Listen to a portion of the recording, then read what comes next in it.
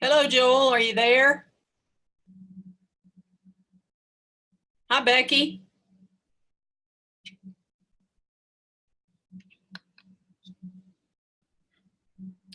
Greetings. Can anyone hear me? I can hear you. There you go. I see Hey, you now. Becky. How you doing? I'm doing okay. How about you, Snow Bunny? Expecting another 6 inches of snow tonight. Well, it is Idaho after all. It is. North Idaho. What I got really tickled about was the National Weather Service in Spokane today. A couple hours ago, put out a weather winter storm watch warning, and they said instead of saying snow, they said the fluffy stuff. Oh, I was like, fluffy stuff. Okay. yeah. That old white stuff cliche needs to go away. I would it wouldn't bother me if they had said white stuff, but they said fluffy stuff. Yeah. I was just like, whoa. You could say snow, 1 syllable, or fluffy stuff, 3, and you're in broadcast where every second counts and you're going to waste 2 of them. Hello, Joel. Are you there? Can you hear us? Maybe muted. Hi, Maria. Maria, are you there?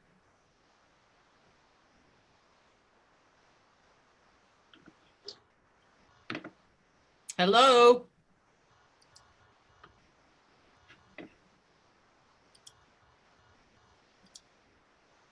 So anyway, we've got 14 inches on the ground and we're expecting 6 more tonight. Whew. That's a lot. Well, dang it. Oh, there you are. I'm trying to get my Slack stuff up so I can look at it while we're talking. Oh, I printed out my notes. Yeah. No, I'm kind of being lazy, just going back and forth. Maria, Joel? I'll print it out. Yeah. You're ready to go. I'm proud of you. Hey, that happens when you're retired. Huh? It's what happens when you retire. Yeah. Well, I was thinking about you. First day of classes today. It's been a whirlwind. But I think everything went well. So, hello, John. Hi, John. Are you there? He's muted. Yeah. Joel, hello. Come back, Joel. Hey, Joel. Turn on your microphone. Turn on your microphone so we can hear you. There we are. How's that? Hey, great. Okay. Great. Okay. Maria? Can you guys hear me? Yes. Okay, yay, I made it. Terrific. Hello. Hey. Good to hear you guys. All right. John is joining us, our new executive director. So we're waiting for him to pop. He's on the call. We're just waiting for him to pop in audio and video. Yeah, I'm here on audio, guys. My video is not going to work for us. So. There's Robert. Mm-hmm. Okay.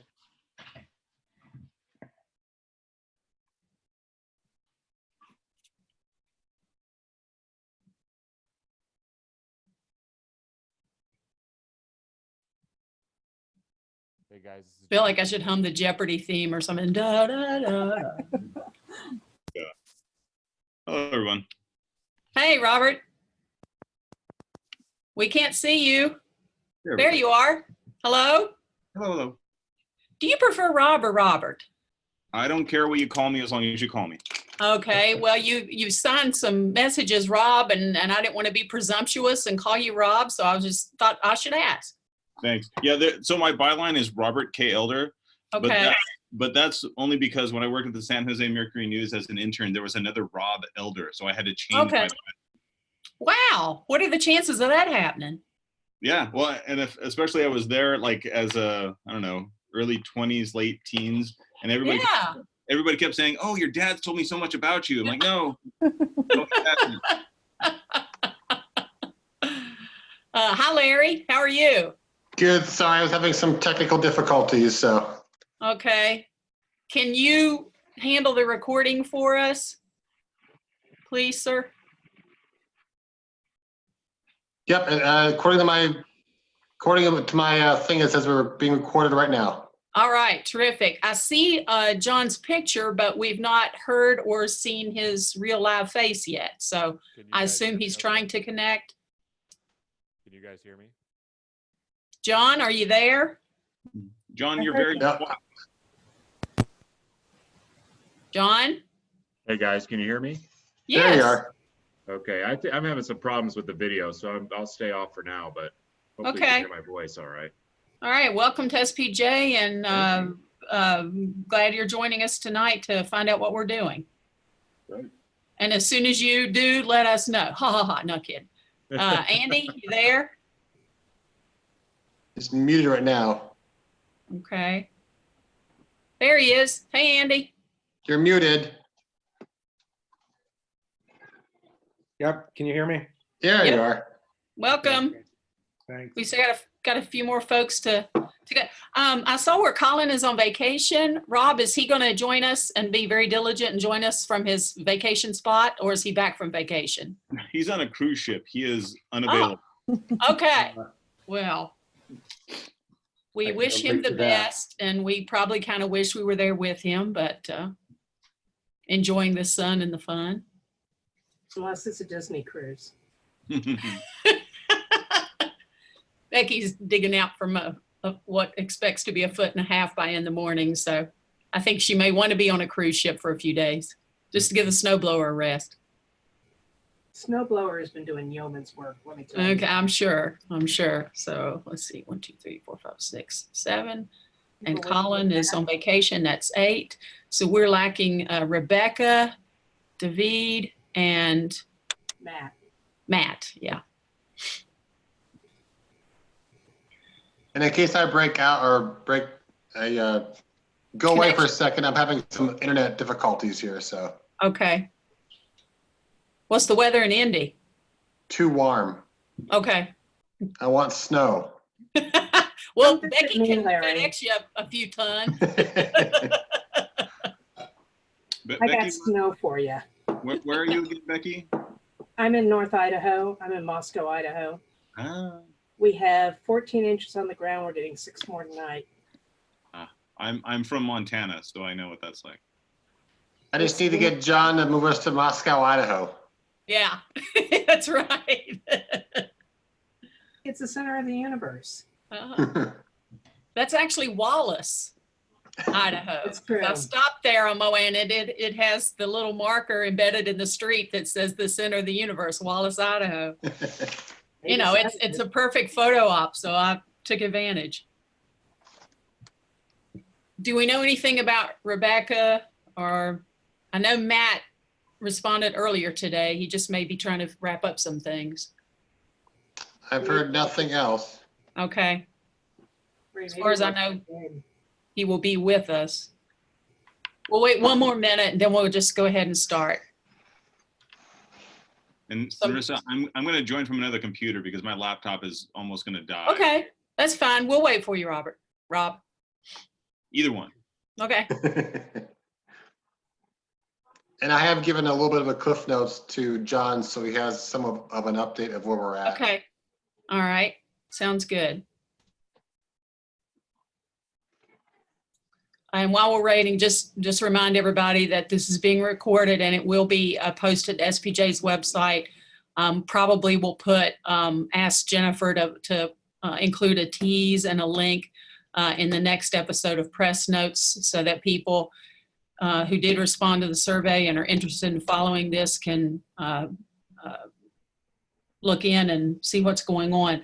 If nobody objects, I'll take some notes and I'll just stick some minutes in our Slack channel. That way, if somebody wants to refer back to something, they wouldn't have to necessarily, for those of us on the task force, go back and watch the entire video. If you trust me to take accurate notes. If nobody's opposed, I'll do that just as a way of sort of streamlining the process. So let me grab a notebook.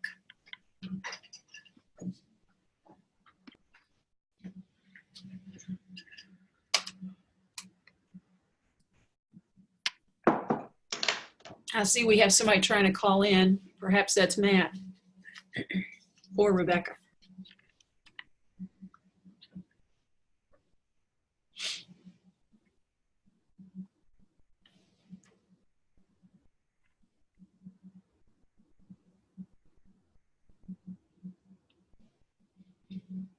Okay, we got you again. Do the mute.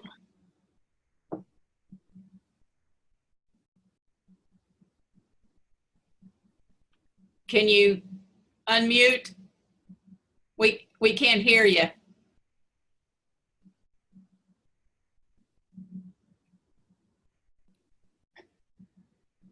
It's amazing all this technology. We're reduced to, communicating.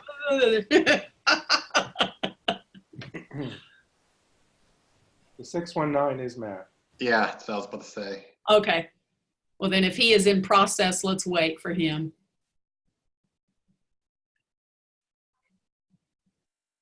Does anybody want to share what you got for Christmas? Debt. You must be a family man there, Larry. Check, check. Hello, hello. Nope, we hear you. Oh, thank you. Okay, you're with us again. Matt just put in a message that somebody needs to unmute him. Larry, can you do that? Who, Matt? Yeah.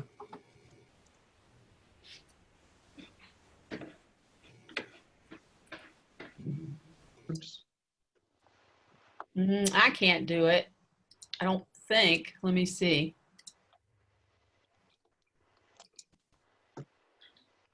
I'm texting him trying to Okay. figure out what the problem is. Yeah, he may be, I don't know if he's on the commute home or what, but would. Hold on. I'll second that, Maria. I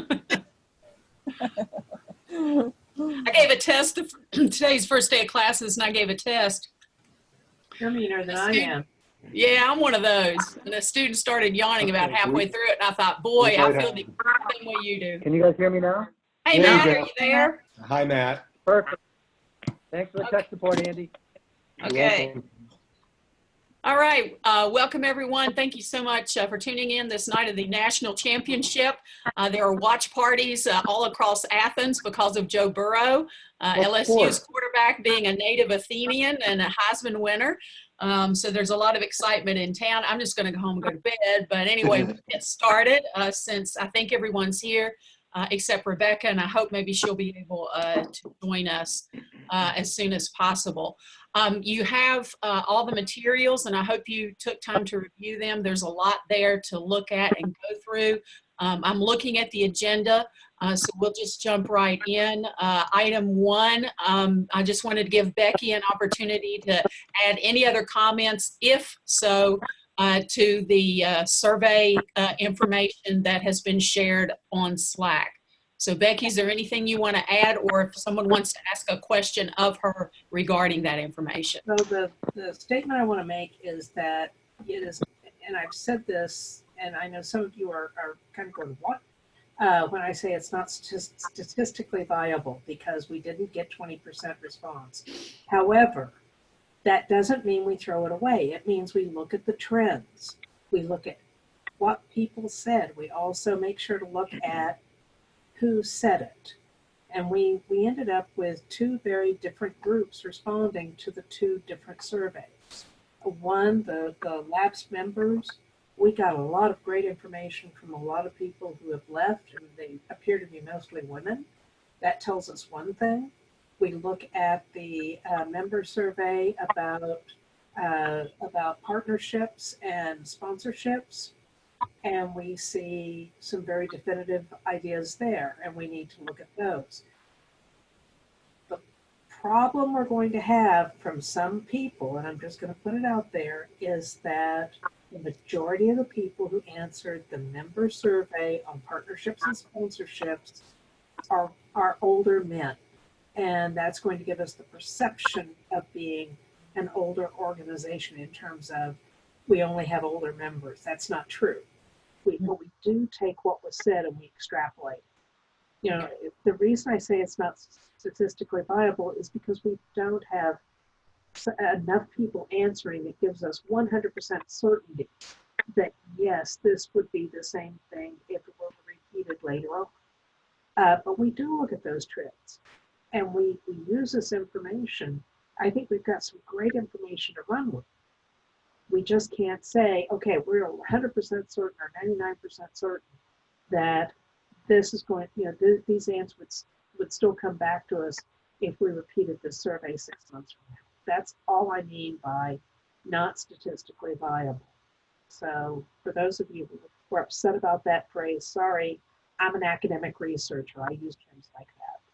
Hey, Becky, if I could just ask a question, what's the correct way to, if you want to cite it, what do you say? Some people said, or how do you phrase it? You would just simply say that, let's take the first question. Were you satisfied with the 2019 Sponsors for Excellence in Journalism? You would say that the majority of people who responded said they did not know who the sponsors were. You would just couch it in that kind of phrase, of the people who responded. But you'd have to clarify what share of the overall survey people responded, right? So people have a sense of the proportion. Yes. What you have to say is that you have to be very upfront and say the survey had an 8% response rate. And of the people who responded, 48% said, or 15%, or whatever. It gives us clear indication of where people are thinking. But as I said, when you look at demographics, we have to realize who's saying that. And we have quite a, I mean, it's more than half are of a particular demographic, and that may make some people say, well, that skews the survey. Not necessarily, but that's just the numbers, what we're dealing with. We just are upfront about it. Well, what do we do with data like that in terms of using it as a basis of formulating policy, given that it's not only a small sample, but it also may be very unrepresentative? Basically, what we say is that, of the responses, these are the responses that were given, and it shows a clear indication towards this way. And we can say one can extrapolate.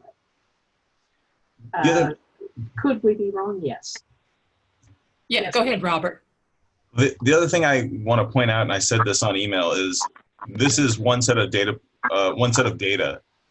and again, it's the same thing we've been hearing. So we hear it from our delegates, from our chapters, from bad press, from social media.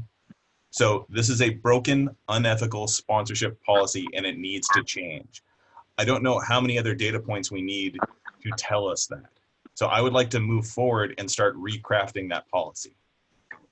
Okay, any other questions with Becky before we move on to item 2, which is how do we figure out how to go forward on proposal or proposals? Okay, so I'd just like to say thanks Becky for doing this. I kind of agree with both Becky and with Robert. This is our best effort to do some data collection. We collected the data. Let's move on. Okay, thank you, Matt. Thank you, Becky, for doing the time. Yes, and thanks also to Jennifer Royer for helping get that out and sending out reminders. Okay, anything else? Okay, item 2. Are we all of the same mind that the report needs to, the policy needs to change and in a direction of saying who may or may not sponsor in terms of, and Rob, if I'm not characterizing this correctly, please do in my word choice, that the policy should be more restrictive than it is. I think one of my main concerns with the current policy is it's not very explicit. There's really not there isn't a lot of guidance there. And I hope whatever we put forward, one or two, will be a little more explicit and have more information, because the ones who have to make this judgment call are the folks at headquarters. And if we don't give them, and the board, if we don't give them some parameters to help them do that, then they're doing something that people probably aren't going to like. And then we end up kind of back where we are now with, you know, you're not doing it right. Well, help me figure out how to do it correct. So do we want to take a vote at this point? And how do we want to phrase the question for the vote? I'm listening. So I was just going to second what you said, Narissa, which is, should we have a vote on the policy changing? I would second that. Okay. So I guess All right. we now have discussion, right? Yes, sir. Okay, I guess that I certainly agree that the policy needs to change and be fixed.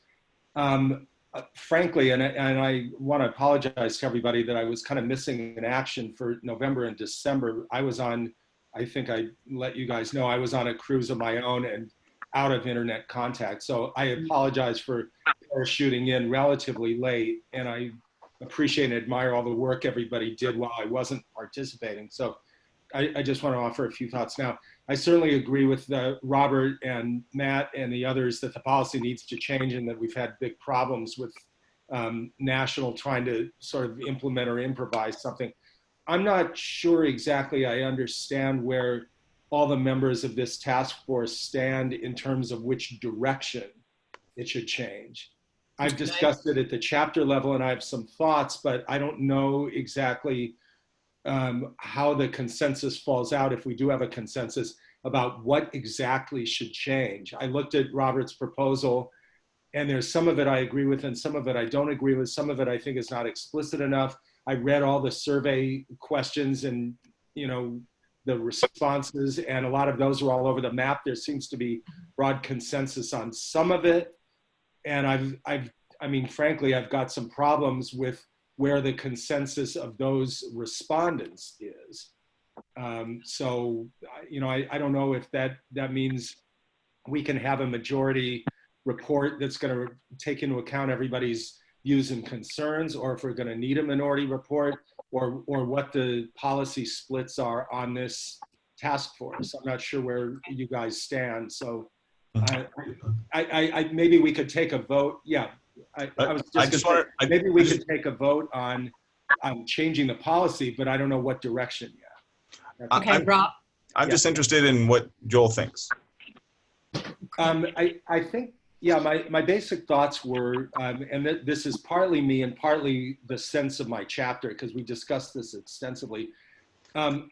Where we're coming down is our main objection is sponsorship from groups that are not journalism organizations, but groups whose mission is actually antithetical to what we do. And the principal example, of course, would be the Koch Foundation, not because of their policy or their ideology, but because the tactics that they pursued, you know, focused on undermining journalism and specifically attacking outlets and reporters that were reporting critically on them.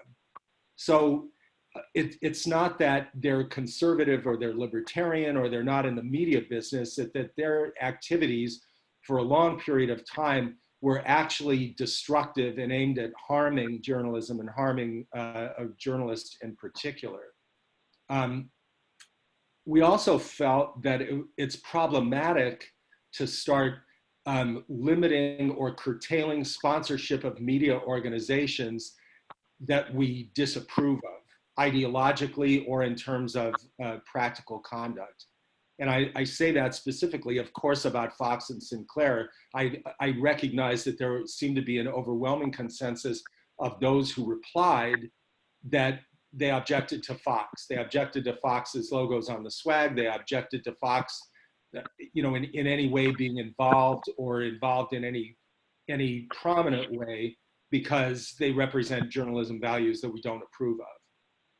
I don't approve of Fox either, but that's not, in my view, and I think in our chapter's view, that's not the criteria that we should apply whether or not accepting sponsorship. In other words, They are in the media business. They are in the news business. We may not approve of their practices or their ideology, and I don't, but I honestly don't know how we can conscientiously exclude a journalism organization that does what we do just because we don't like their practices or don't like their ideology. And I don't, but they are in our business.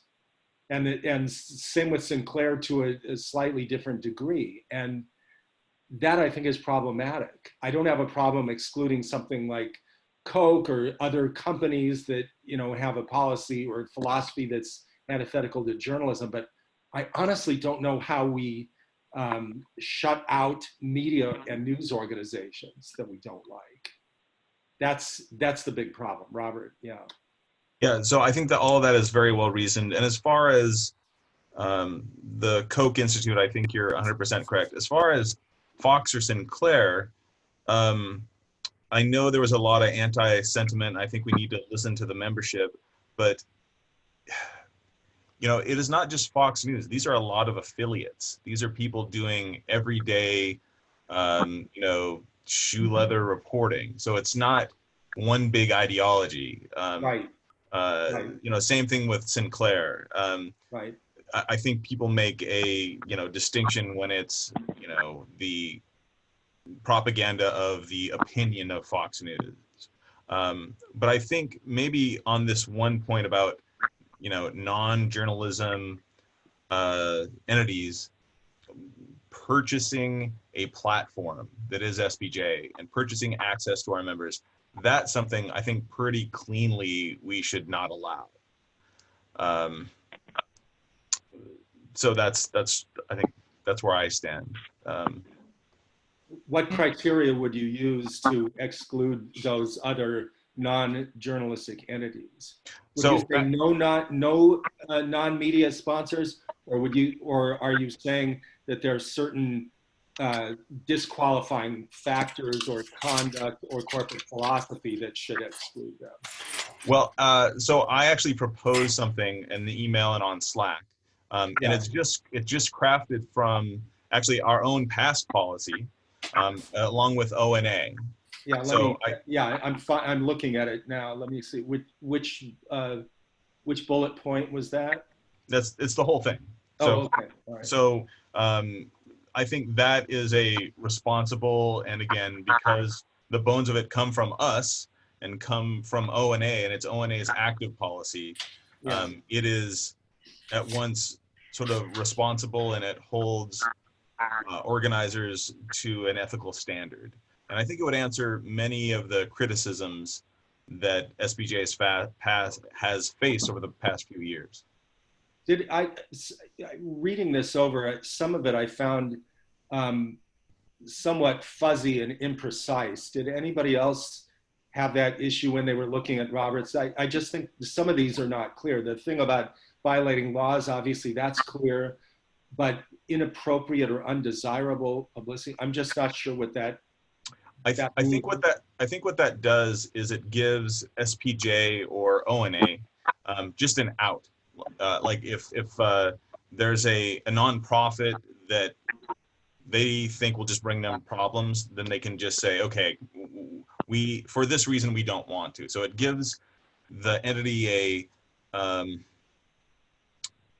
a reason that is baked into its sponsorship policy, and just say like, no, this is going to bring us too much trouble. Because again, we can say, okay, for nonprofits, we don't want those that are politically affiliated or those that have, again, attacked journalists or have ties to people who have attacked journalists. I think that is a well-reasoned thing. But again, I think it's in there because it codifies, like, listen, this is just going to cause headaches for us. Well, I guess I don't mean to, you know, inappropriately press the point, but I'm still not clear. For instance, I think some of the survey respondents objected to the ACLU. You know, Can I ask something? I'm really hate to interrupt, but I have a question. Are we actually getting ready to vote on whether or not we want to create a policy, or are we going to vote on the policy that's before us? That's I'm why. not getting confused. Okay, thank you, Becky. May I offer a point of order to clarify?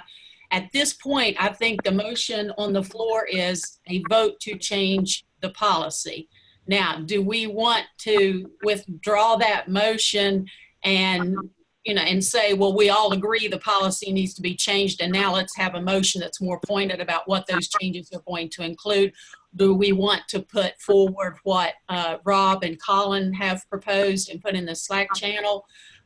Or do we want to vote on what our individual positions are, which sets us up for agenda item number 3? Do we have a dichotomy where we will be issuing a minority report and a majority report?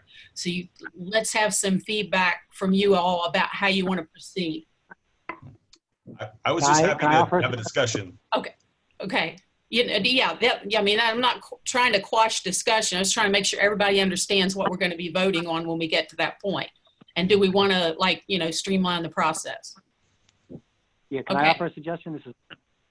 Yes, Matt. So I appreciate Robert's and Colin's efforts to get us started. I think that's awesome. And I don't know that we need a vote to change the policy. I think we all agree that we need to change the policy. I'd be hard pressed to think that there's anyone on this call who thinks that the policy doesn't need to change in some fashion. So my suggestion would be to approach this kind of holistically, almost in layers, and to some of the points that were brought up in the proposed policy and that Joel just alluded to. I think we should start at the top level and maybe take early votes to see, do we restrict journalism outlets or not? I would definitely fall into the or not camp on that. Do we restrict non-media outlets? Yes or no? If we decide to restrict it, are any of us comfortable with allowing non-media outlets if they don't have say in content or panels and are just sponsoring meals or something like that? Like, what level do we accept non-media? I think some high-level questions like that will help us shape the debate. I think it's great that we have this policy proposal, but rather than kind of jumping into the details and line editing it, all 10 of us, I think we should try to see if there's some common ground that we can attempt to carve out at the beginning, because I think that should be our first effort. Even before we start talking about the possibility of 2 proposals, we should start to see if we can get one. Okay. That's my personal thought. All right, thank you, Matt. In lieu of that, Robert, if you'll withdraw your second, I'll withdraw my motion. and that puts us back at not voting on whether we need to change the policy, assuming that we already need to do that, and that's why we're here, if you're comfortable with that. I say let's get it on the record. Okay. All right. So by show of hands or by voice vote for John and Matt, how many are in favor of changing the current policy, the form of that to be determined? Please say aye, raise your hand. Aye. Aye. Okay. Those opposed say no. All right. I'll vote yes. So it is unanimous to change the policy. All right, then is everybody okay with proceeding along what Matt has identified to see whether we can come up with one proposal to put before the group? I'm okay with that. Okay. Seconded. All right. Do we want to vote on that? Yes, please. Okay, so who said I'm okay with that? I did, Joel. Okay, all right, so Joel moved, Rob seconded. Can you restate what it is? That we're going to move forward as Matt outlined and try to ask some big question issues to see if we have enough of a consensus to put forth one proposal. Okay. All right. So all in favor of trying to see whether we can formulate one proposal by asking questions to determine where our similarities are and any differences if there are any, please say yes. Yes. Yes. Yes. Any opposed? Say no. Okay, that motion also passes unanimously. All right. Okay, so Matt, would you like to put one of those big questions out there and we'll start our discussion? Sure. Should our policy not restrict journalism outlets. Is there discussion on that point? I think that's a little black and white, but I think, Robert, do you understand Matt's question to be, we are categorically not excluding media outlets?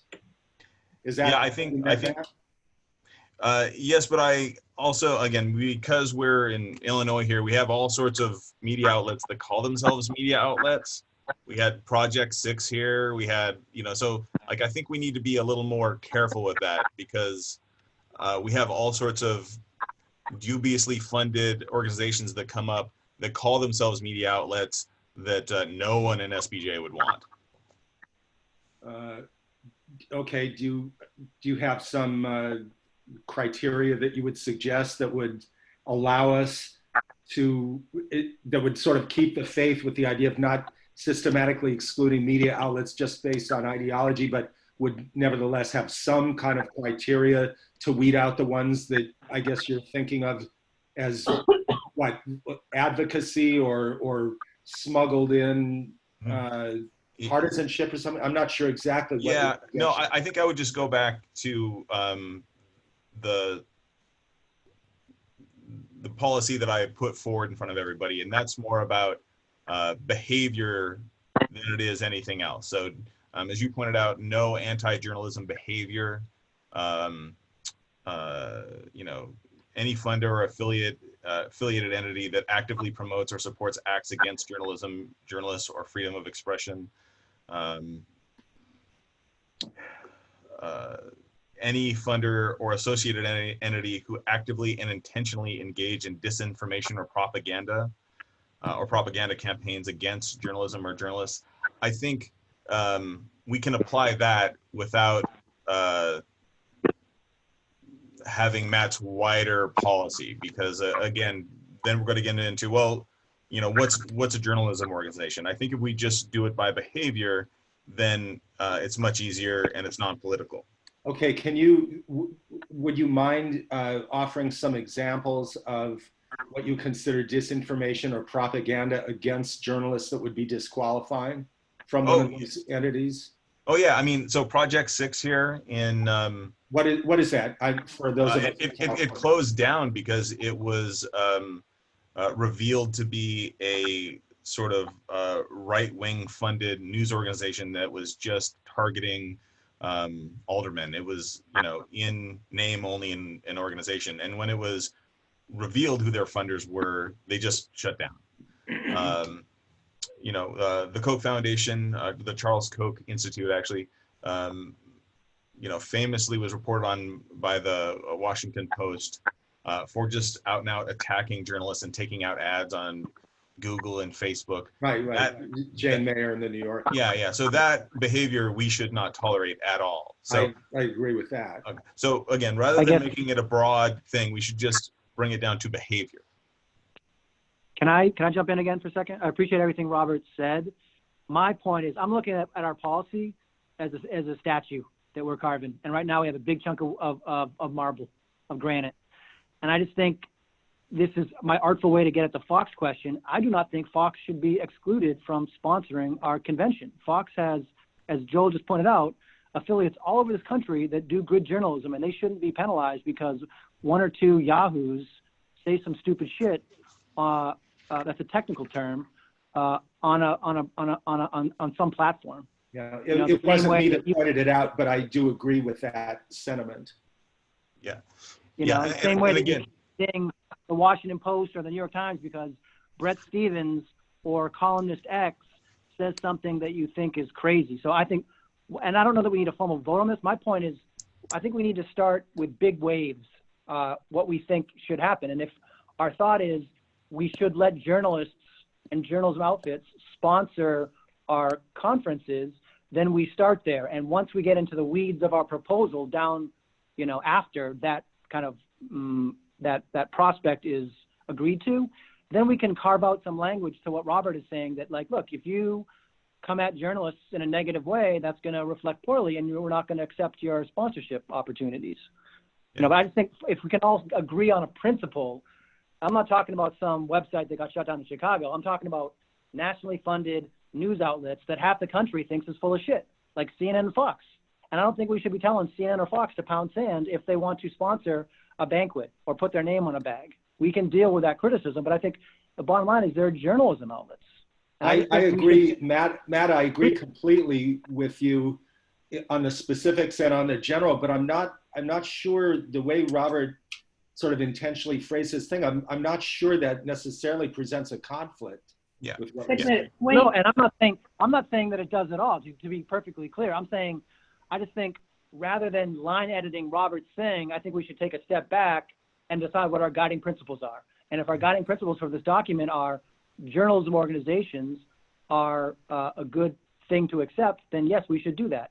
Non-media, then the next question is, do non-media outlets, should they be part of our sponsorships? And if the consensus or the majority says no, then that, to Narissa's point, is another discussion there between whether we have one policy or two, because if half the group says no, non-media outlets should not be giving us money, full stop, and others say, well, but what about X, Y, and Z, you know, then that's another kind of pivot point.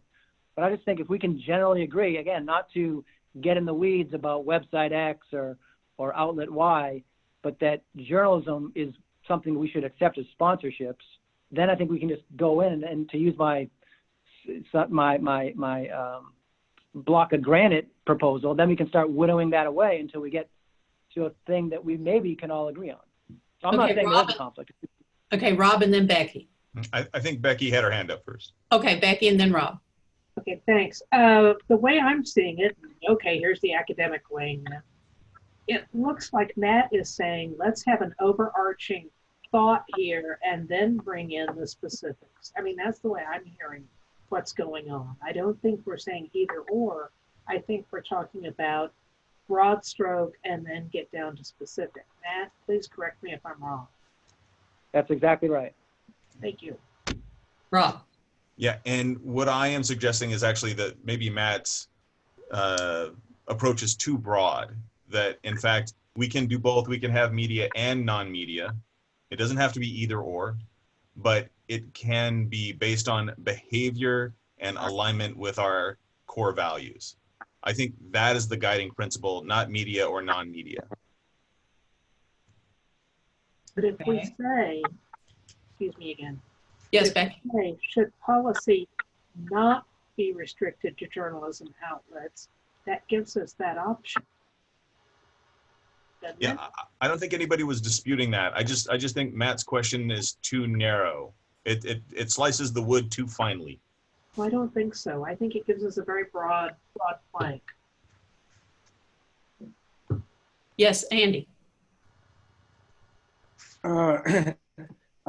I think that Robert's taken a pretty good approach here, and it's the age-old question that we keep wrestling with and try to fall on one side of, and that is, what is a journalist or what is a news organization? And we, as an organization, were vehemently opposed to any kind of definition of journalist when we fought for a shield law. So, you know, it's the principles that we're looking for. I think that's what's driven the criticism, you know, ethical behavior or perception.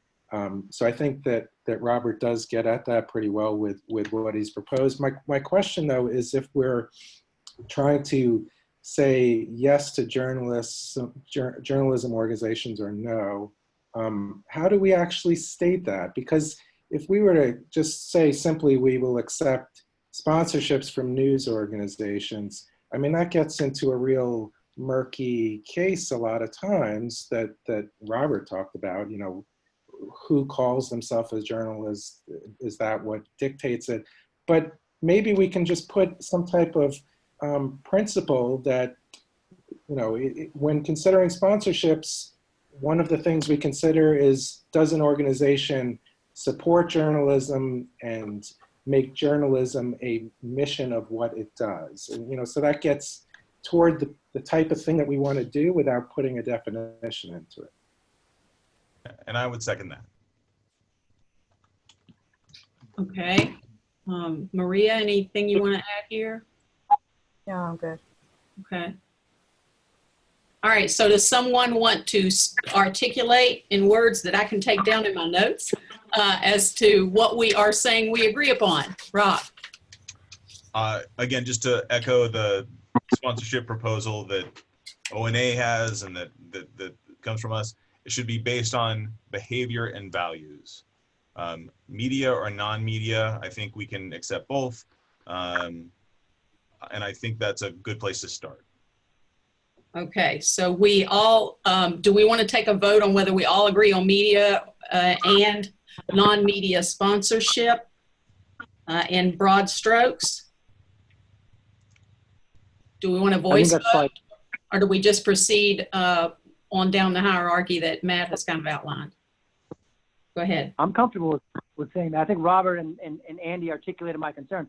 I'm just trying to show people that we address the Fox question head on, because I don't think we should dance around it. I think, and if this is how we want to do it, that we're going to accept media and non-media as long as they abide by our criteria, then I think get on record a vote that we are going to do that is probably smart at this point. Yeah, and Matt, if that's a motion, I would second it for a vote. Okay, Matt, is that a motion? Yes. Okay, and then a second by Rob. Okay. Yes, we are agreeing that SPJ should be able to accept media and non-media sponsorships.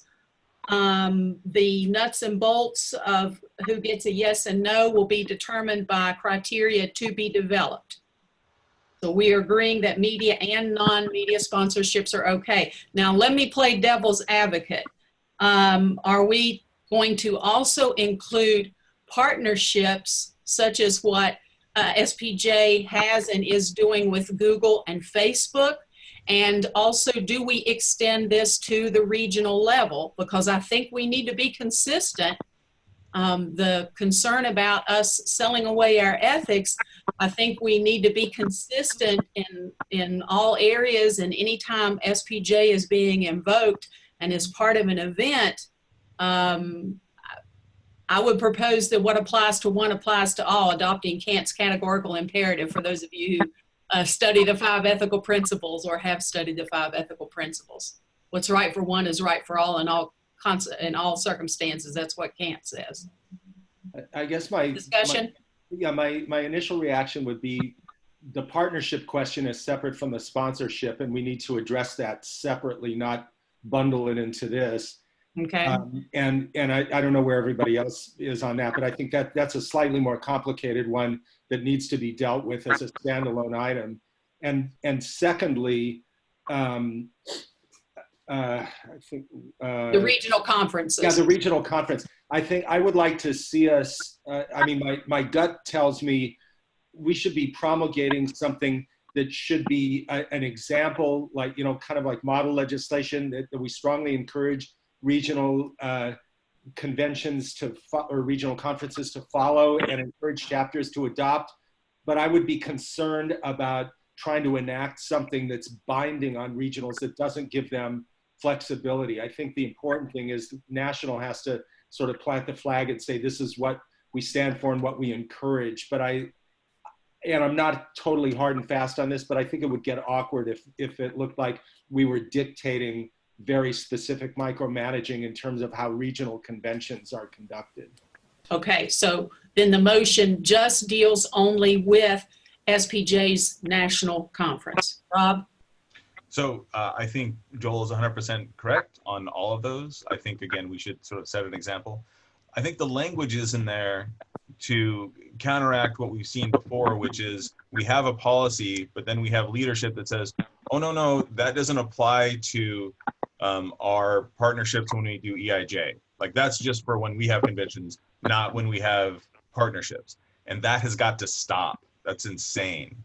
So we need to have a policy that everybody agrees that no matter how we conduct ourselves, we live by that policy.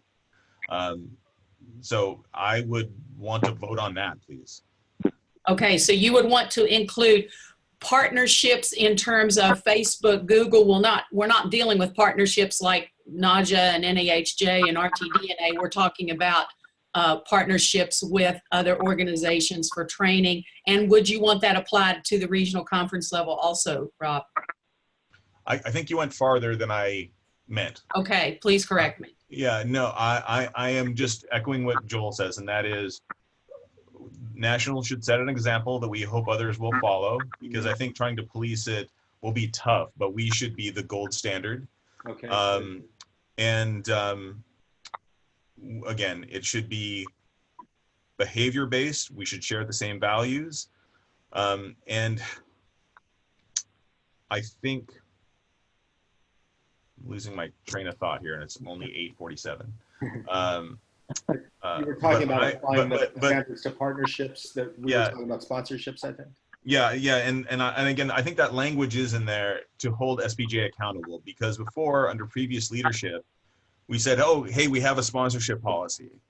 And what we were told was like, oh, no, that applies only to things that SPJ put on, not when we partner with other people. And so it got us into a ton of a ton of troubles. So what I want articulated is this policy speaks not only for SPJ, but anytime SPJ partners with somebody else, SPJ National. So that's what I would like to put to a vote. Like, not only does it govern when we do things solo, but also when we do things together. We have to have shared values. So in other words, if we were partnering with somebody and their policies were not consistent with ours in terms of who they accepted sponsorships from, what would we do? Is that your concern? Yeah, at least for a shared event, they can do whatever they want. They can take money from whoever they want for their individual events. But when they sponsor with us, we have to have shared values. So that would preclude our partnership if they're not on board with this, correct? Well, for the event. Yeah, of course. But they would invite us to participate, and we'd say, wait a minute, they're too slack on this. We don't want to partner because we're not comfortable on that event. Yeah, we should be saying that, and we don't. We should be saying. That's what you meant. I just want to understand clearly what you were saying. Yeah, because so that language is in there to stop that very slippery slope by saying, oh, no, that doesn't apply to us.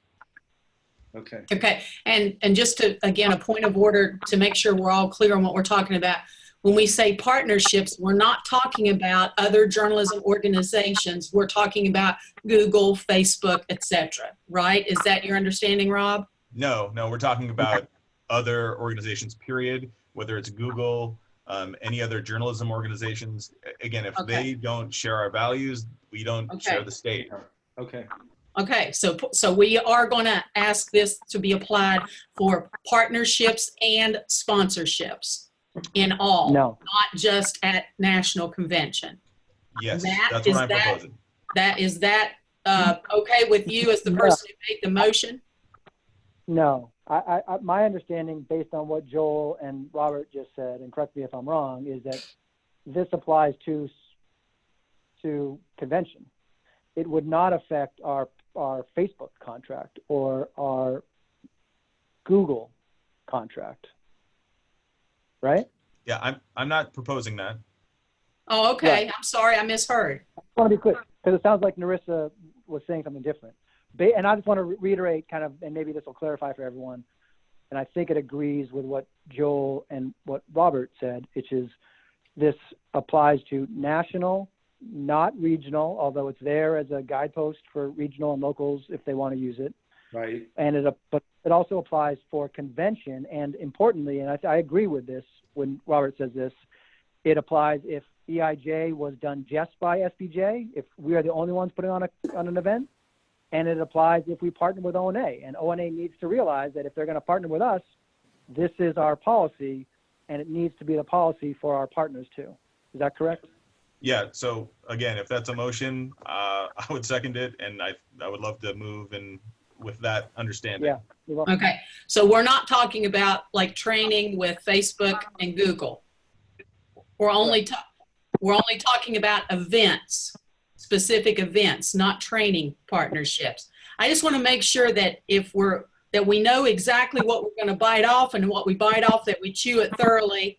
Again, and maybe try to head off a potential of this issue coming back and manifesting itself as, well, I think we should have, not done the Facebook and the Google stuff.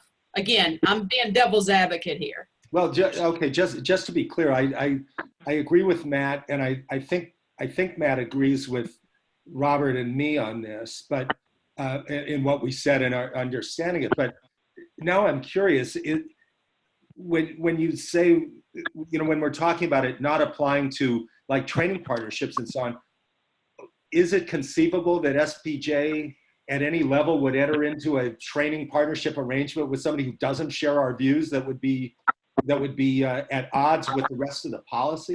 Yeah. Well, I mean, some people think Facebook is responsible for the downfall of journalism. Right. But how? Okay, let me ask Rob, since he was the one who sort of got the ball rolling. If Facebook wanted to sponsor a conference or a convention, where would they fall in your theoretical rubric about a group that is antithetical or not antithetical to journalism? Could they be a partner? Would you envision them as a partner or a sponsor? They sort of didn't fall within the behavior part that we were talking about. And so, again, using that as a broad principle, I think SPJ, the board, could decide that. So that's actually sort of not a question I'm running straight at. I kind of want to move forward, if I could, by going back to what Matt had proposed, and that is, saying that our partners and our sponsors have to share our values, especially about, journalism and the core of journalism. And in broad terms, that can be the guiding principle. Okay, well, I can't argue with that. So it could apply to a Facebook or a Google down the road. I think if there is discussion on the board, that's healthy. But that's not sort of in my purview in seconding Matt's suggestion. Okay, Andy? Well, what we have here is an interpretational policy. If one board comes in and feels, after reading what the policy says, that organization X fits it, they approve it. And then the next board comes along and they say, you know what, I don't agree, and they reject it. And I think that we're talking about principles here. We're not giving anything very specific. Even among this group, we could disagree whether Google fits into what we're doing. I think that's fair, though. We're establishing principles we think are important. Okay, so do we want partnerships and sponsorships to be in what we are considering now? And that would be unilateral across everything that SPJ is doing, whether it's a one-off with Facebook or a one-off with AT&T on how to use your smartphone or whatever. That's what we mean, because again, I think definitions are important because they give us guidance as we're fine-tuning what we want, and then they also give guidance to the people who have to carry out this policy, being the board and the headquarters staff, as they are looking at partnerships and sponsorships. So is everybody okay with partnerships and sponsorships, unilateral, not just national conference, not just regional conference, not just chapter programs? Yes. I would suggest that goes too far, doesn't it? Shouldn't we just focus on sponsorships? What would be the difference, Matt? I'm not sure that you can give a board cover to not have Facebook as a sponsor, because as Andy just said, half the board thinks Facebook is evil. A lot of people think Facebook is evil, but they're also pretty influential in journalism. And if Facebook wants to give us money to put on an event that we plan, I think we should be able to accept that, and our policy should allow that. That's why I asked the question about sort of what the feeling was about whether something like an entity like Facebook, which I agree with you is a huge player that we can't categorically just exclude.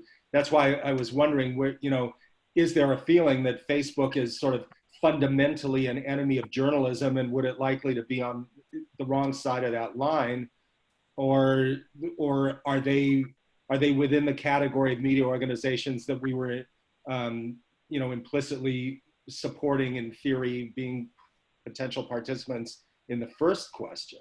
Yeah, I think Andy had a good thought, which was these are guiding principles, and a new board may come in, and Facebook's behavior may change. And so this policy gives them sort of guidelines to respond to that behavior. So we're not saying yes or no, we're saying these are our principles, they should align with those principles. And the reason I keep pushing the question, to use a legal term, is if we look at the survey results, those who are upset seem to say we're being, some do, that we're being arbitrary and capricious.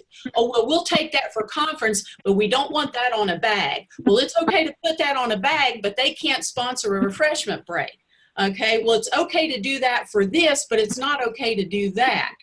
If we're going to go through this process, I think it behooves us, and I think it's helpful to those who have to carry it out, if we offer something that says, this is what we stand for, and it applies to everything, so that we don't put the parsing in the domain of the board or the headquarters staff.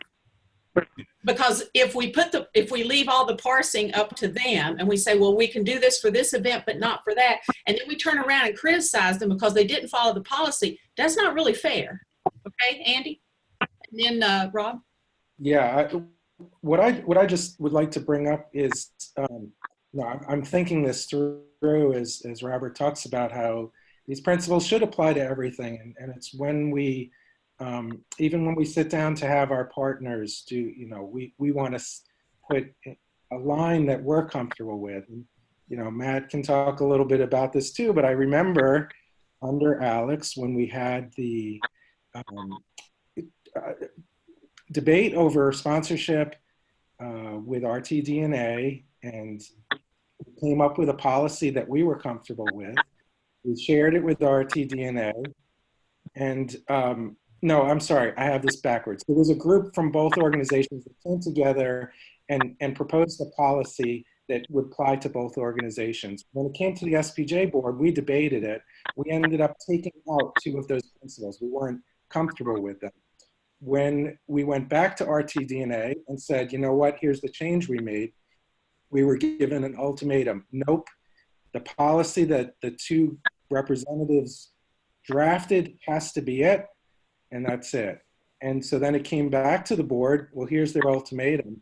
I wanted to stick with what we did. I voted against it, but the rest of the board said, okay, you're right, we don't want to lose them. We better go ahead with what the small group came up with. I think we're going to be in that position possibly every year, because we're not going to see eye to eye on certain principles, perhaps.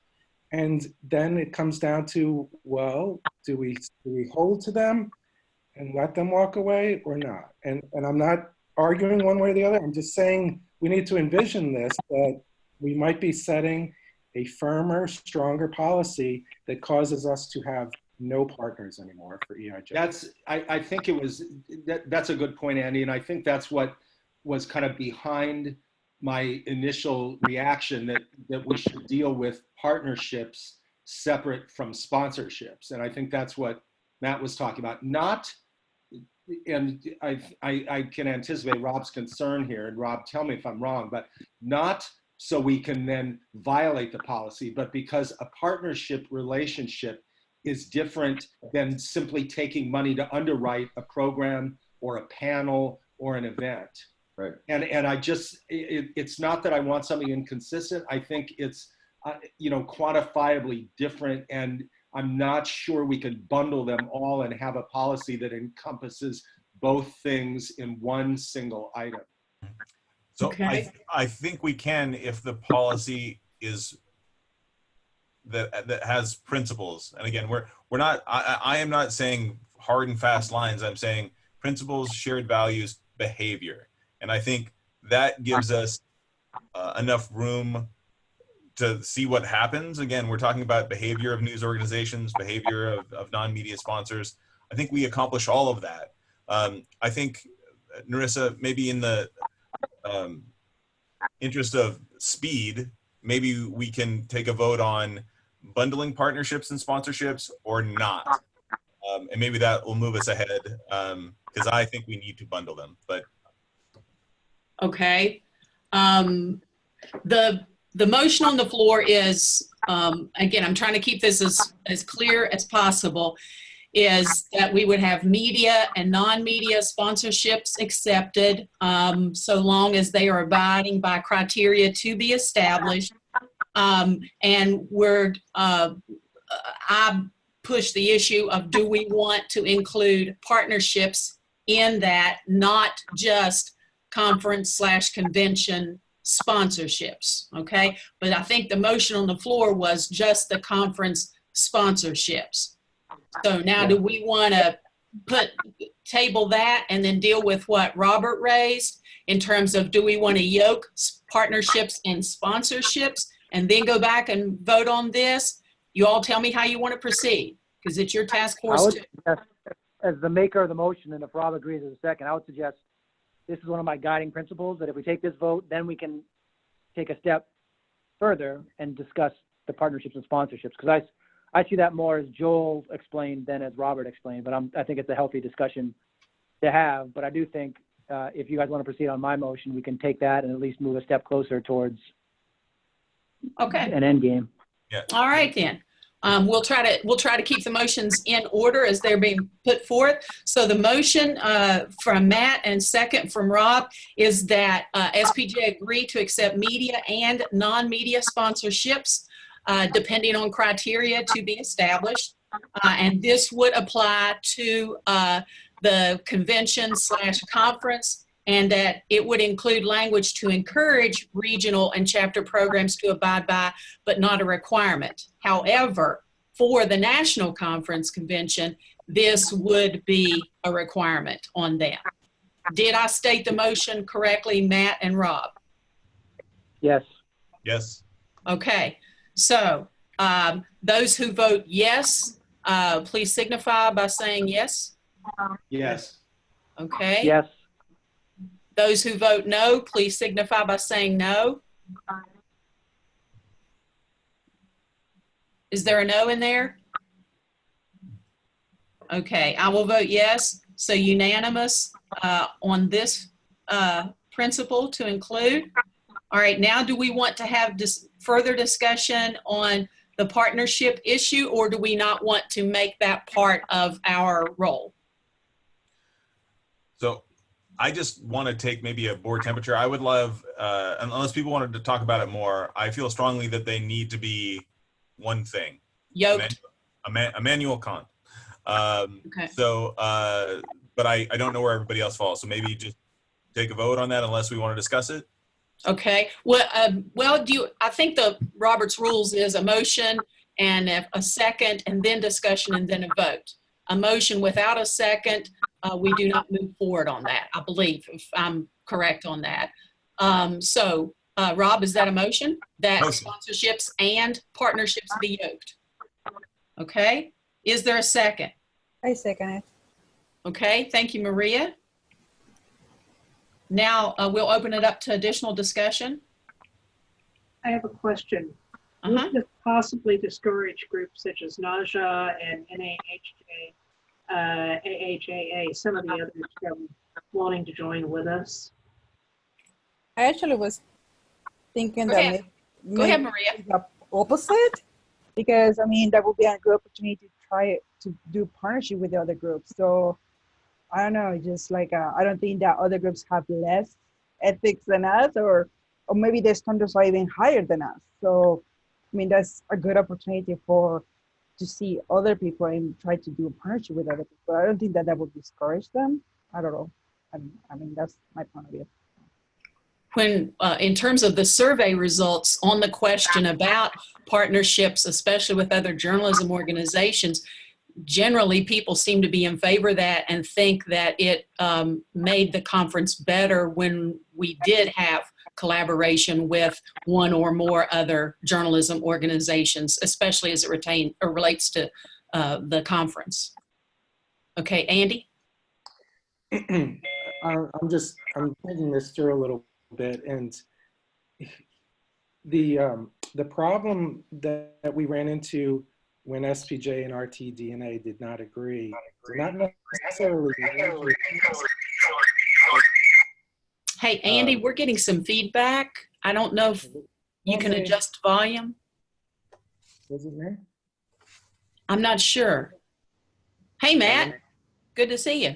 Hello, everyone. I think we're good now. I think it was just when Matt was coming on. Okay. Yeah. Okay, go ahead, Andy. The problem that we ran into when SPJ and RTD&A did not agree, I think there were 2 points, and I don't know that either one of them was particularly crucial. I do remember one of them was the ability to give was it honorarium, or it was paying for travel, it's paying speaker fees. That was it, speaker fees. SPJ did not like it, RTD&A did, RTD&A insisted, and so we caved. But what I could see here is not necessarily like, are we ethical, and is the other group ethical? Well, we both want to be ethical, but just a vision of what it means. So using the idea of interpretation, we still have left the possibility that a sitting board decides that Fox is not ethical, and they don't deserve to be our sponsor or partner or whatever. And let's say NAHJ says, you know what, that's not what we think. We have Fox as a sponsor every year. So now you're creating a situation where NHJ might say, I'm not sure we want to part with SPJ because they might reject Fox. And so let's just do this on our own. And so that's the type of thing I think we need to think about. We both might have ideals of ethics, but we come at it differently. Yeah, but but what was the basis for excluding Fox B under the policy that we adopted, or under the item that we provisionally accepted, Rob's item about counteracting interest to journalism? Intentionally engage in disinformation? Well, that gets to the question I was asking earlier when I asked Rob, what is disinformation or propaganda? How do we define that? I mean, is Sean Hannity propaganda, or is he just right-wing opinion? Yeah. Is Fox sensationalized reporting disinformation, or just sort of TV tabloid journalism? Yeah, and again, I think that's for the board to decide, but I think we can set the guidelines. And also, again, this is a future policy. If that behavior changes or gets worse, or whatever it is, we don't have to make that distinction here. We can provide guidance to future boards. I'm not comfortable with that. It's too vague. Okay, Becky?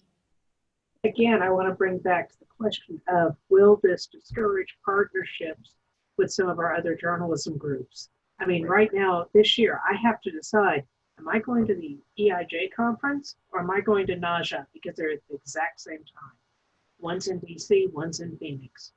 Which one do I go to? I'm a member of both. How can we encourage more partnerships so that people, those of us who belong to more than one journalism group, especially groups of color, that we don't have to make that decision? Oh, hey, NAJA and NAHJ and all these other groups, we're all together. But I think, Becky, the question just if we lump these together, if we yoke them, is this going to discourage groups of journalists of color from partnering? The question, as I see it, is, not a choice of which conference to go to, but what is the possibility of SPJ joining with NAJA to hold a conference? Because is there now some impediment for the two groups to agree on sponsorship? Larry, Lansbury, that. Larry, may I ask a question of you? It's my understanding, if we look back at San Antonio, when SPJ agreed to continue with accepting the Fox money, and NAHJ was not happy as a result of reporting, is that money was already in the pipeline and being spent, and it was a logistical issue of SPJ could not just suddenly pull out of it at the last minute. Is that correct? Yeah, they had already sent us the money. So if I'm not mistaken, I'll check with Jake on this about the finances, but I think we returned NAHJ's portion to Fox again, and then the rest was split as it was before, but with us and RTDNA. Okay. All right. So again, because that was, I think, one of the matters that brought concern about this to the fore that created our task force. And it was based on reporting that I think happened after Fox had already signed the contract and already donated the money. So just to throw that in for what it's worth. Okay, other discussion on the issue pending about yoking partnerships and sponsorships. Rob? Just to echo what Maria said, I think having a high ethical standard makes people want to partner with us, not the other way around. Okay. All right. And we are at a point, again, Larry, correct me if I'm wrong, next year or later this year with DC, that is the end of what we have now as signed partnership policy with RTDNA. So this policy would give us, if we change it according to where the discussion seems to be leading, this gives us a fresh thing to share with them and say, hey, this is how we want to move forward. We're happy to work with you if you can agree to that. So we are, in a sense, kind of in the catbird seat. Matt? Maria, did you have your hand up first?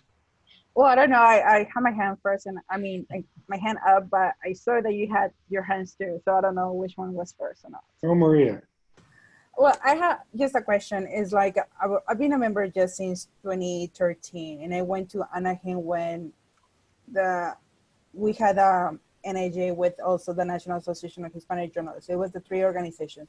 I just kind of wondering, like, how many times we have partnered with 3 or more organizations, or if it has only been just the 2 of them, SPJ and the radio TV. I can address that. I think if in the last, I think 8 or 9 years, I think we've been with RTDNA every single year. And then we've been with NAHJ, I think twice. And I think we've been with Naja once. Twice? Twice. Okay. Yeah. I was kind of just wondering, since it's like, I don't know, it's just like, it seems like we have no partner with different groups. It just seems like it's always the same group. And then here and there, different years, it's just that different organization. So I was just kind of wondering. And I think the survey, for those who responded, yes, they like the partnerships, and we asked them which organizations. I think there is a desire to do outreach with some of these other organizations that we've not previously partnered with. Okay, other discussion on this? Yes, Matt? So, yeah, my question was on the partnership issue. I just want to make sure that when we're talking about partnerships, it's convention partnerships, or would it be Group X wants to work with us to put on some trainings that we run on our website that have nothing to do with convention? Because when I heard partnerships, I start to think about all the potential partnerships. Are we focused on convention and convention partnerships, or partnerships writ large? Rob, go ahead. Again, Immanuel Kant. What's good for one is good for all. So we should set up an ethical standard and follow it all the way through in our behavior. Okay, so Matt, that would apply to everything that SPJ would be involved in, conferences and everything else.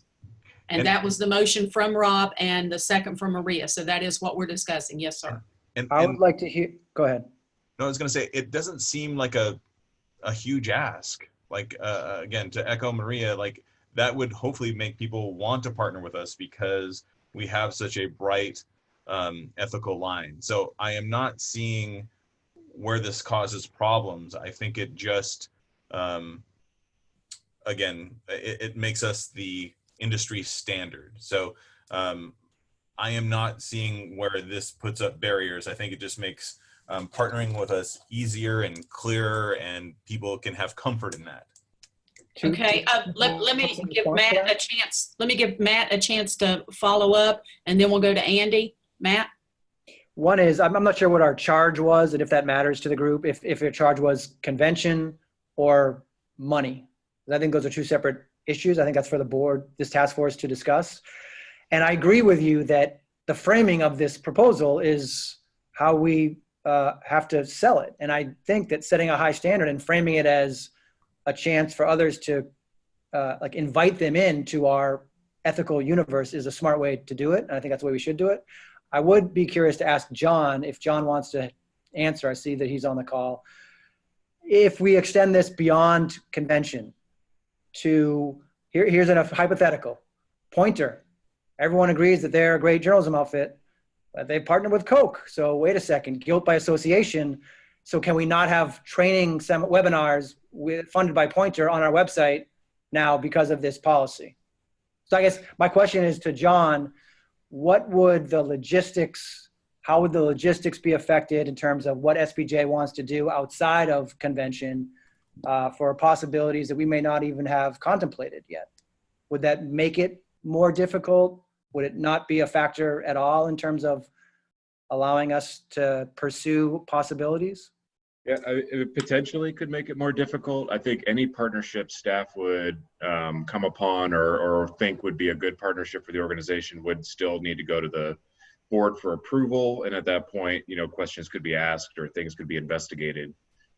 So, you know, I think a policy that allows some flexibility for that would probably be more helpful from a staff perspective. But I understand too what we're trying to achieve as far as set a standard and be proud of that standard. So, I mean, I think in the end, it's going to still ultimately come down to a judgment call based on what, you know, we think, especially when there's that guilt by association, as you reference. So that, I mean, I guess that's the best way I'd answer it right now. Okay, Andy? Matt, I think that's an interesting example. But if you go back to the strength of the interpretational model, you know, it's like constitutional law scholars, what did the framers intend? And I think I'd be hard pressed to think that any board would say, you know what, Pointer has this small part of its operation that's working with Koch Foundation. Therefore, Pointer fits into the what category? You know, not furthering journalism, whatever. I would not think that a board would take that step. But the other thing that I just want to come back to, you know, the aspirational part of this, that we're setting a standard and we're going to stick with it and come along for the ride, is really good. But the reality is, you know, having seen what happened with that RTDNA situation, I mean, you know, they held sway over us. If we go to them and say, you know what, we've drafted this new policy and it really holds the line on stuff that we didn't like before, come partner with it. I really don't think RTDNA is suddenly excited and says, oh, wow, that's great. They have their principles, and even small things, they held firmly until we caved. I don't think we're getting RTDNA. And that's something that actually becomes even more important because we're now in a swing year. We don't know if RTDNA is coming up.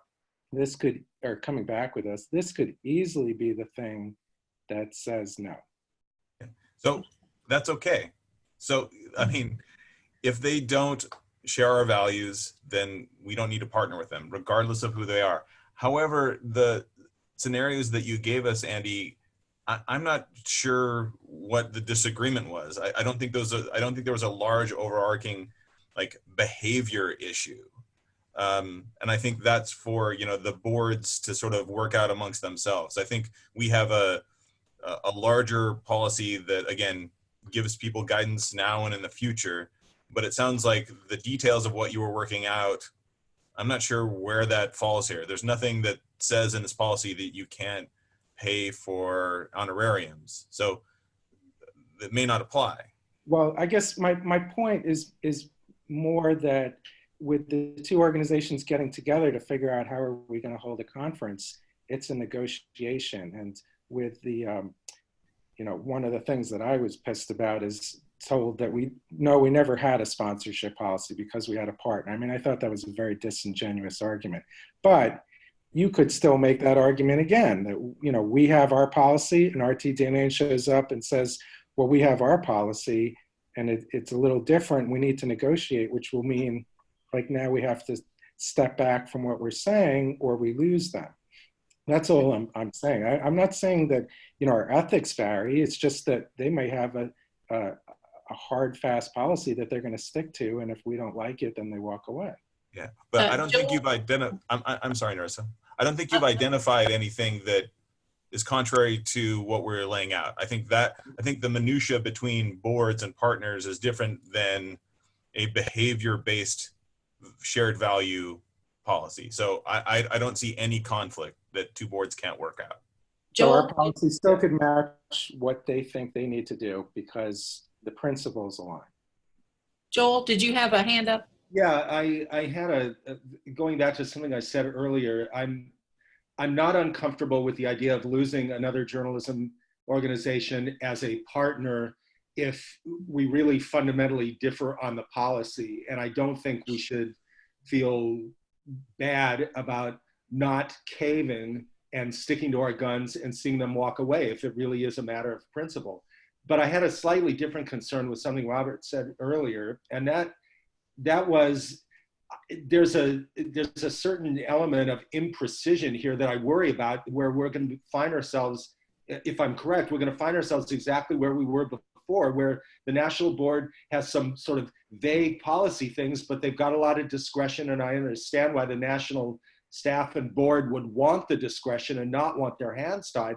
But then we're going to end up in exactly the position we were before, where they make a judgment call, and it turns out that it's going to be driven by balancing a lot of factors, including the money. And what I'm worried about is they're going to end up on the wrong side of the principle again, because we weren't specific enough about what we wanted them to do or not do. And I'm worried about sort of fudging the question about, well, you know, we'll let the board decide that, or, well, I'm not sure where that organization would fall. That's for the board to decide. Well, that's how we got into trouble before. They didn't have enough clear guidance, and there wasn't a really hard and fast principle. Everything was sort of fungible and negotiable and fuzzy, and, you know, and I worry that we're not going to fix the problem. We're just going to kick the can down the road if we're not more precise here. And that's why I raised the partnership issue, because in the open-ended question, there were multiple responses. Facebook needs to go. There's a problem with Facebook. Yeah. So that is a partnership, not a sponsorship. Rob, and then Becky.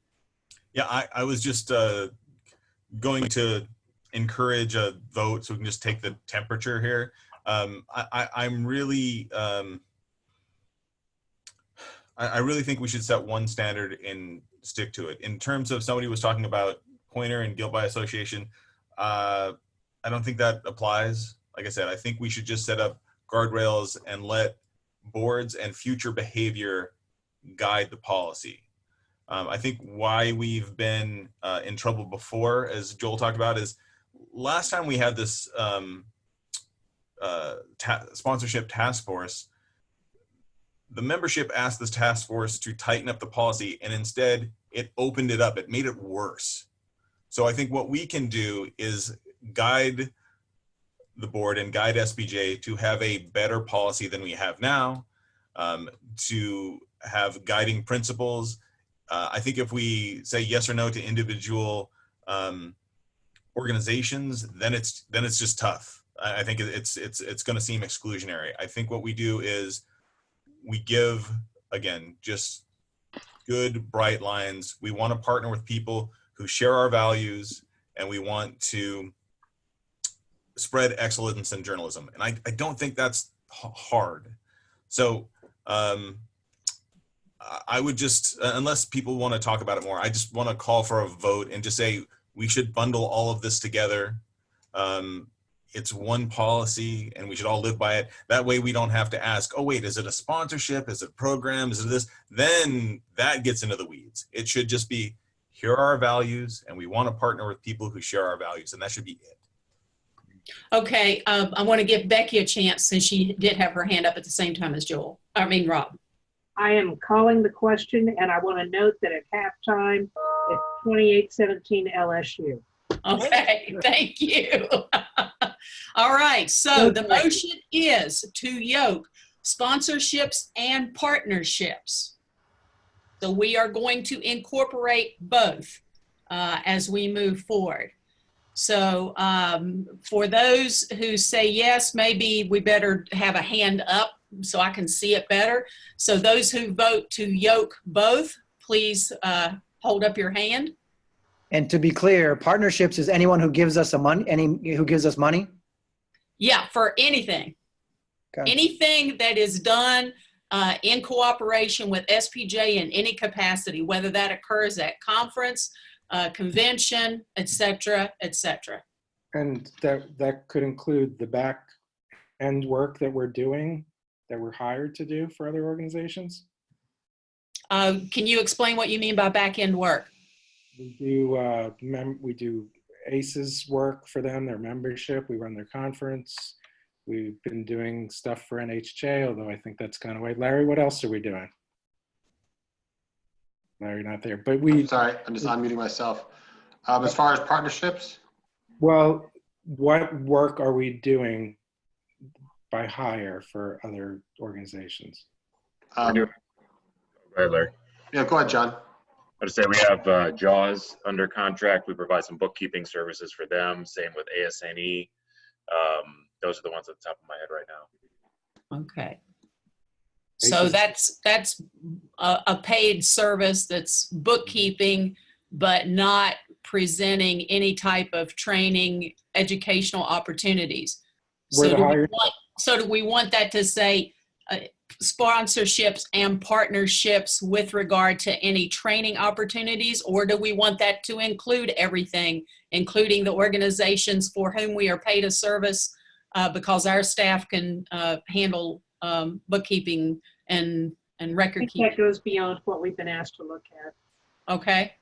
All right. So the question then on the table is to yoke sponsorships and partnerships. What's good for one is good for all, to embrace Immanuel Kant. If you vote yes, please raise your hand so I can count that. But just to be clear, hold it. Just to be clear, if I understand Becky correctly, we are not talking about the work for hire stuff, or we are talking about it? We are not, because that goes beyond the scope of what we were asked to do. All right. As I read what Narissa put up, that came from Bob. Okay. Well, I only asked that because the way that Matt just described it is anything that we do where money's involved for somebody else or with somebody else. And I think being hired could count as that. I mean, we can specifically say we are not including that. Okay. Is there a motion? Sorry, it's been a long day. Rob, do you want to amend your motion to include the bookkeeping and record keeping services? I'm agreeing with Becky. It seems outside our scope.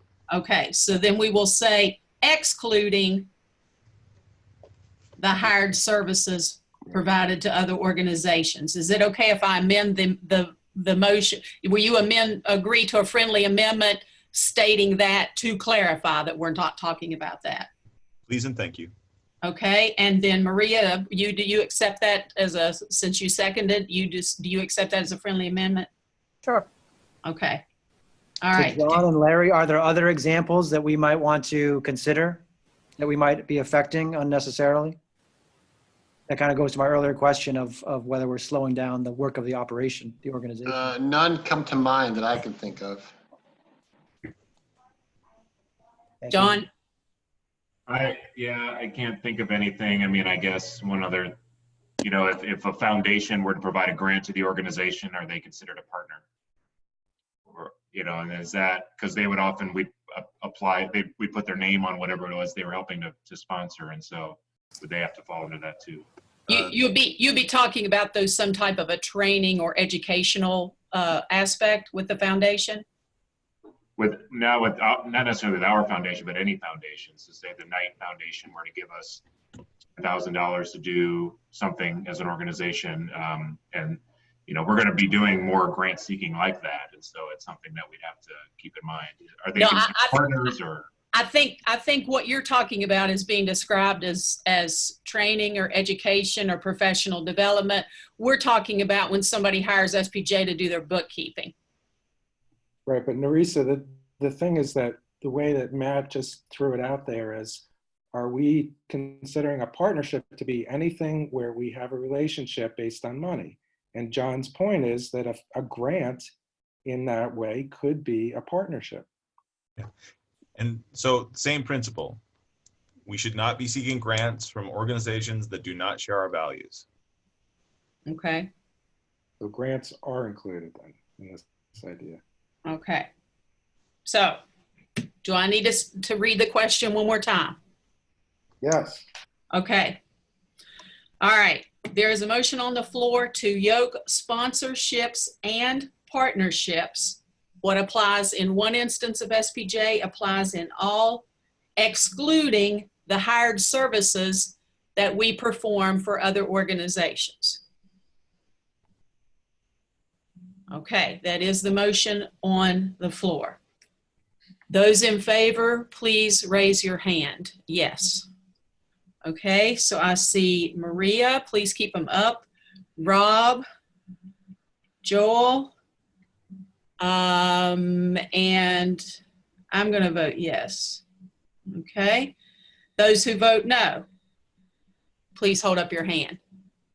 Okay, I see Becky, I see Matt, I see Andy.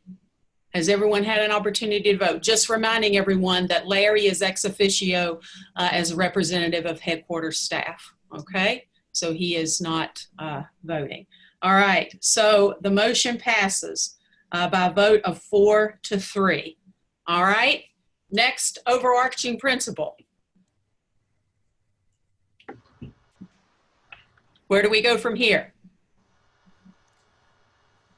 Is this at, since we're at about 10:30 Eastern time, is this at a time you want to take a break, or do you want to continue on? Well, that's a good point. Folks, if you looked at our schedule, we have to, whatever we come up with has to be in front of the board by April 1, because I think the board needs to be able to look at it at their April meeting, which will be that first week of April, because May 1 is our deadline to meet that 120-day window, which is specified in the resolution. So how fast can we get to a universal draft? That's why I had proposed earlier that if there is some dichotomy, that we go ahead and break apart, put some things together, and then come back and look at what's written down and go from there, hoping that may streamline the process. But hey, I don't have to teach tomorrow, so I can be in for the long haul. Becky? I had to go pretty soon, so. Okay. As no. All right. So where do we go from here? I recommend that we take a break and come back together either later in the week or next week. And in the meantime, on Slack, go over some of the things that we have before us here. Colin and Rob put together. It's like, I think most of us can agree with many of the things, but I think there's going to be some active discussion, especially on the sponsorship may result in inappropriate or undesirable publicity. Okay. So okay. That's going to be some long conversations. Let's do them on Slack and try to hammer them out as best we can. Okay. And, you know. That's what I anticipated too. And I can send out, maybe we can look at a meeting or a phone call the week of the 26th. I can send out a couple dates on like a doodle poll or something, and we can come together again that week. Okay. Do we want to talk about it right now? Do we need to come together next week before then, or is everybody comfortable waiting till the 26th and trying to be active and parsimonious contributors to Slack, so that we try to stay on specifically on points? Because I appreciate very much what Rob and Colin put forth, because that's given us some direction and helped us think about things to get the process started. But I don't think that we will be voting on just that. I think that is a draft to get us thinking and started and raising issues that we do need to consider. So I don't anticipate a next meeting being an up or down on that. But if I'm wrong, please enlighten me, Andy, and then Matt, and then Rob. I just have a quick question. I commend Robert for putting us off to a good start with something specific that we can, work off of. Robert, you said that this is something that was based on principles at other sponsorship policies, other organizations. Can you just explain that a little bit more? Yeah, if you just follow the link in Slack, you can see ONA's policy, and ONA's policy is based on ours, a former policy of ours, and they had some other folks in there as well. So there are some things we altered, there are a couple things we took out, but a lot of it is theirs, and it's a active policy. Okay, Matt, you had your hand up? Yeah. I would suggest that we try to meet next week, seize on this momentum that we have, and that'll give us we have a week then to discuss this. I do think meeting in person to discuss both the language that Joel and Becky have talked about, it's escaping me right now, and then also the tie to the ethics code, which I think are two very big discussions to have. I would suggest trying to meet next week if possible. And then a question for Larry. I think it's great that we used ONA. I think they're, supplanting SPJ in many ways as the pinnacle of journalism groups. All you gotta do is look at their conferences, which Wait, did the president-elect just say that? et cetera, et cetera. The president-elect just said that? I said they're about to, or they almost are. I didn't say it's happened. But Okay. All right. my question for Larry is: have we looked? Did we task you with looking at other sponsorship policies among all the other affinity groups and whatnot? And where are we in terms of collecting those and evaluating those? I think we got I'll look at my files. I'm pretty sure we had 3 or 4 of them. I was thinking we had shared them already, but if not, I could definitely put those on the Slack channel. That'd be awesome. So okay, Rob, and then Joel, and then Becky, and then Maria. Yeah, so I took my pointers from Larry. So check the Slack channel. So all that material's in there. Let's meet next week. And if we can't, I think we've made progress. I am encouraged that we have sort of a forward momentum, and I think we are finding consensus. So the longer we can stay together and not split up, I think the better and more powerful it's going to be. Okay, Joel? Yes, I strongly support trying to do this next week. And with my travel done, I promise I'm not going to be absent in the future so I can participate. I just want to put in a plea or request that we try to address the point I raised earlier about needing a little more specificity and clarity about sort of what the disqualifying behaviors are. Taking Rob's model that this should be behavior driven, not identity driven in terms of the organizations. I'm still not comfortable that we're being precise enough and clear enough in what the objectionable behaviors or conduct are that would be disqualifying. And I really think we need to clarify that. And I'm not sure we're going to disagree on what they are, but I really think we need more clarity and specificity here and not leave it too vague and open-ended. Okay, thank you. Becky?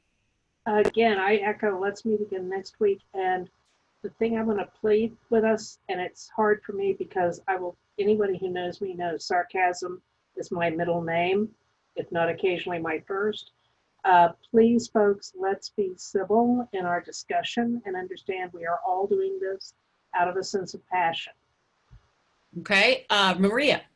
No, I was just the clarification of the 26th, that the day was throw out there. It was like it's a Sunday, so if we were meeting on a Sunday, and then we just meeting not in person, like I don't have to travel to San Diego to meet with Matt, right? It just person like this, correct?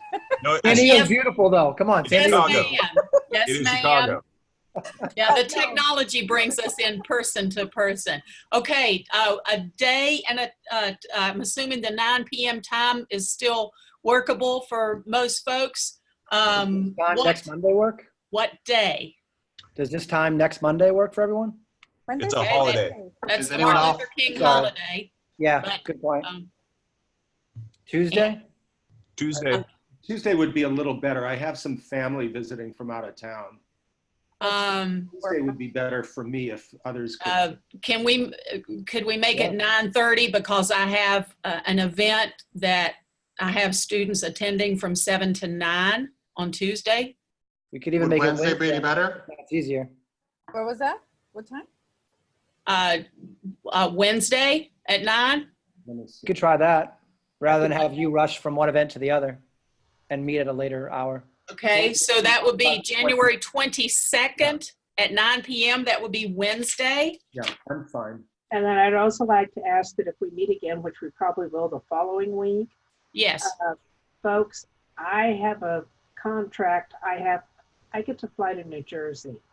And I will be out Wednesday, Thursday, Friday. I cannot make Wednesday, so I was just going to mention that. So. Well, we may try to bounce back to Monday for that week following. So everybody come, everybody have an idea. Larry, do you still want to do a doodle poll for the week of the 20th? 27th? You mean Slack? Doodle. Yeah, do a poll so we can determine the date for the week of the 26th. Yeah, sure. Okay, and then people can respond because we've already heard from a couple of folks. Maria? So what was that for next week, what they were looking at? It's Wednesday the 22nd at 9 p.m. Eastern. Okay, so that will be 6 p.m. my time. So I won't be able to make that meeting. Just letting you guys know. Okay, do we want to move it to Thursday? I can't do it. I teach a class on Thursday night. Okay. I tell you what, let's go ahead and try to do Tuesday, and I'll try to get somebody. I need to have a way, somebody to help my students get signed out. It's a film screening. So let's go ahead and put it down for the 21st at 9 p.m. and I'll try to round up somebody to cover for me. I'll duck out a little bit early so I can make this with you guys. I don't have to travel far. What about 6:30? I mean 9:30. Is 9:30 okay, or is that too late? 9:30? All right, so January 21st, that's Tuesday, 9:30 p.m. And again, the more you can contribute to Slack, the more we can push forward ahead when we gather Tuesday. So please, and I include myself in that because I'm bad to not look at stuff. Let's all try to stay tuned. I will stick around here in my office and get things, what we did agree to, already get that posted to Slack so that we will know where we're starting from. And I'll get the call set up, so. Yes, please, Larry and Jennifer, if you'll get the technicalities of that. And thank you so much, Larry, for monitoring the recording. Anyone else? Yes, Andy? I wanted to just ask a quick question, if I could, to help me think this through as we're before our next meeting. Joel, when you say we should consider how we can be more specific, is there something off the top of your head that you could suggest, like this is a specific point that needs to be outlined? Yeah, let me. I think so, but let me see if I can find. Just a second. Let me find the material again. Yeah. Hold on. Let me move the window here. Yeah, I guess I'm still concerned about the inappropriate or undesirable publicity. And I'm also concerned about clarifying what we mean by disinformation or propaganda, because some people are going to absolutely insist that that includes Fox and Sean Hannity and, Tucker Carlson and all that stuff. And I think we need to be more clear on this. And also, I have another issue, and that is that I think we need to be a little more clear on what we think about Facebook and Google. And I'm thinking specifically of some close friends I have who are very serious, conscientious journalists who do not agree on Facebook's sort of fundamental relationship with the news business and journalism. And I think we're going to run into trouble. They're a big player, and if we don't clarify what we really feel about their conduct in relation to the organization, we're just setting the stage for a huge fight down the line. And I don't mean just Facebook. I mean sort of social media, monsters. Whether it's Instagram or whatever. I mean, I don't use Instagram, but we need to think a little more clearly about that and not just kick the can down the road. Okay. Well, to be clear, that's what we set up with this vote. And obviously it was a 4-3 vote. I was on the losing end of it, but that's one of the concerns that I have, is that it affects those types of arrangements. Well, I see this, just to be clear, I take Rob's point about the need for a consistent principle across the board, whether it's sponsorship or partnership or whatever. But the problem is clarifying what exactly the principle is. That's my point. I don't have a problem with applying it in basically in all our external activities aside from the work for hire. I think we agree on that. But I mean, Pointer is a problem, for instance, just to use that one, because of the Coke thing. And, they were, before the Coke arrangement, they were clearly the gold standard, in terms of, journalism examples to follow and so on. And I had a big problem with their acceptance of Coke money, and others too. And I think if we don't really think with more clarity about what we want our relationship with these social media outlets to be, we are just leaving way too much discretion with the national board, and we're going to get into huge problems. Okay, I think at this point we are going back over some ground we've already discussed. It is valid and valuable, but some people are wearing out and have to go to other commitments and so on and so forth. So I'm going to call time. We will reconvene Tuesday, a week from tomorrow, January 21st, 9:30 p.m.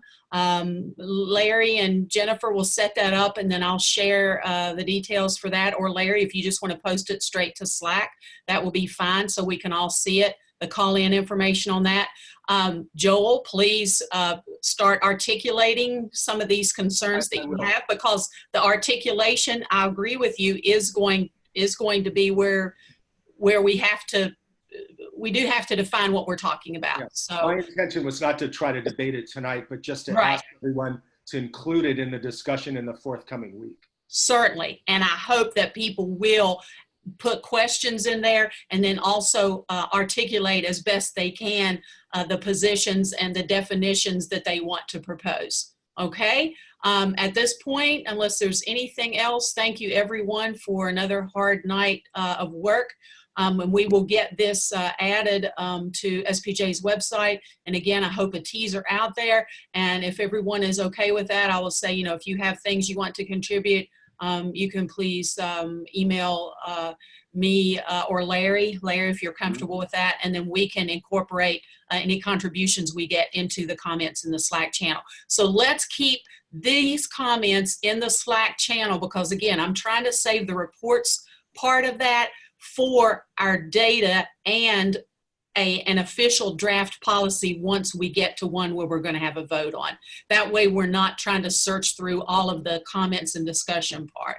Okay? Everybody all right with that? Right. Everybody feel good about the meeting? Okay. Thank you all very much. Again, appreciate your hard work. Happy New Year, everybody. Welcome, John. Appreciate you hanging in there with us. Thanks, You're still guys. smiling after all of this. We'll talk next week. Have a good week, everyone. All right. Bye, guys. Thanks a lot. Good night. Bye, guys. Bye. Good night.